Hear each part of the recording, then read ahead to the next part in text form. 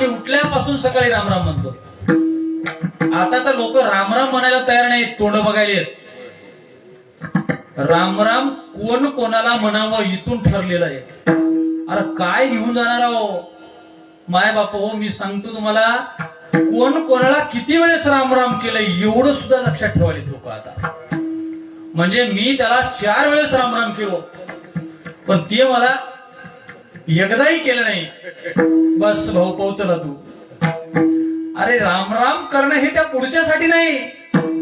रामराम म्हणल्यावर तरी देवाचं नाव येईल म्हणून रामराम म्हणायचं आहे. त्याला नमस्कार नाहीच तो, ते द्या सोडून तुम्ही. तुकाराम महाराजाला एक जण म्हणले की तू ब्राह्मणाकडून पाया पडून घेतो. तू आहेस कोण? मराठा. तू वाणी, आणि तुझ्या पाया कोण पडतात? ब्राह्मण पडतात. हे आम्हाला मान्य नाही. शूद्र माणसानं ब्राह्मणाकडून पाया पडून घ्यायचं. तेव्हा तुकोबाराय म्हणतात, अरे आम्ही हे वारकरी संप्रदायामध्ये जे एकमेकाच्या पाया पडतो ते पाया म्हणजे काय त्या माणसाच्या नाहीत. तुकोबाराय म्हणतात की त्या माणसामध्ये असणाऱ्या देवाला माझा प्रणाम आहे. आणि हेच भगवान श्रीकृष्णाने सांगितलेले आहे, सर्वस्व चाहमरती सन्निविष्टो. प्रत्येकात देव आहे.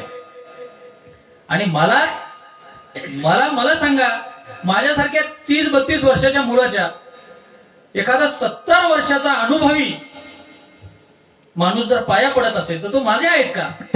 तुकाराम महाराज म्हणतात ते तुमच्या नाहीत पाया, ते तुमच्यामध्ये असणाऱ्या देवत्वाला प्रणाम आहे.